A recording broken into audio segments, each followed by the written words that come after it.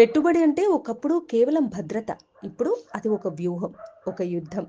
సామాన్యుడి కల సొంతిల్లు, ఇల్లాలి కల పుత్తడి, యువత కల స్టాక్ మార్కెట్. ఈ మూడింటి మధ్య ఇప్పుడు ఒక అదృశ్య యుద్ధం నడుస్తోంది. ఒకటి పడితే ఇంకొకటి లేస్తుంది, ఒకటి మెరిస్తే ఇంకొకటి ఉరుముతోంది. భాగ్యనగరంలో ఈ మూడింటి మధ్య ట్రయాంగిల్ లవ్ స్టోరీ ఎలా నడుస్తోంది ఓ లుక్కేద్దాం. పసిడి పడిపోని సామ్రాజ్యం. ఆడబిడ్డ మెడలో నగల రూపంలో మెరిసేది బంగారం. అది ఆపదలో ఆదుకునే మహారాణిగా మారింది. యుద్ధం వస్తే లోకం భయపడుతుంది, కానీ బంగారం గర్విస్తుంది. స్టాక్ మార్కెట్ షేక్ అయిన ప్రతిసారి ఇన్వెస్టర్లు పరుగు పరుగున వచ్చి పసిడి పాదాల దగ్గర వాలుతున్నారు.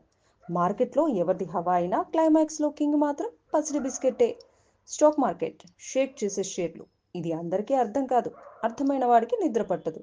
ఒకప్పుడు కేవలం ముంబై దలాల్ స్ట్రీట్కే పరిమితమైన ఈ సెన్సెక్స్గా ఇప్పుడు హైదరాబాద్ సాఫ్ట్వేర్ కారిడార్ని దహించేస్తోంది. గచ్చిబౌలి గ్లాస్ బిల్డింగ్లో కూర్చుని బుల్పై స్వారీ చేస్తూ ఒక రాత్రిలో బిగ్ షాట్ అవ్వాలని చూసే కుర్రాళ్ళ కలలకు ఇది అడ్డా. ఇక్కడ రిస్క్ చేస్తేనే రొమాన్స్, షేర్ పెరిగితేనే లైఫ్లో గ్లేర్. రియల్ ఎస్టేట్ మట్టిలో మాణిక్యం. బికారిని కూడా బిగ్ షాట్గా మార్చగల సత్తా ఒక హైదరాబాద్ భూమికే ఉంది. బంగారం రేటు పెరిగితే నగలు కొంటారు, స్టాక్ మార్కెట్ పెరిగితే షేర్లు కొంటారు. కానీ ఎక్కడ లాభం వచ్చినా వెంటనే ఫ్లాట్ కొంటారు. భాగ్యనగరం చుట్టూ ఉన్న ప్రతి ఎకరం ఇప్పుడు ఒక బంగారు గని. శివార్లలో ముళ్ళ పొదలు కూడా ఇప్పుడు కోట్ల రూపాయల కుబేర వెంచర్లుగా మారుతున్నాయి. బంగారం అలంకారం, షేర్ మార్కెట్ అదృష్టం, కానీ రియల్ ఎస్టేట్ అంటే ఒక సామ్రాజ్యం. ప్రస్తుతం మన మార్కెట్లో ఒక కొత్త ట్రెండ్ కనిపిస్తోంది. దీన్ని హైదరాబాదీ ఇన్వెస్ట్మెంట్ బిర్యానీ అనొచ్చు. స్టాక్ మార్కెట్లో వచ్చిన లాభాలను హార్వెస్టింగ్ చేసి బయటకు తీస్తున్నారు. ఇంట్లో ఉన్న పాత బంగారాన్ని కొత్త రేటుకు అమ్మి లిక్విడిటీ పెంచుకుంటున్నారు. ఈ రెండింటినీ కలిపి రీజనల్ రింగ్ రోడ్ అవతల ఎక్కడో ఒక మూల 5 గుంటల భూమి కొనిపడిస్తున్నారు.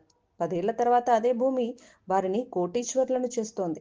అప్పుడు అవే కోట్ల రూపాయలతో మళ్ళీ కేజీల కొద్ది బంగారం కొంటున్నారు. ఇదే ఇప్పుడు నడుస్తున్న మదుపు చక్రం.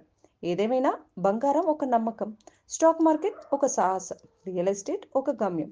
ఈ మూడింటిని బ్యాలెన్స్ చేసిన వాడే అసలైన ఇన్వెస్ట్మెంట్ కింగ్. భాగ్యనగర మార్కెట్ ఇప్పుడు మునుపెన్నడూ లేనంతగా ఈ మూడింటి కలయికతో కలకల్లాడుతోంది.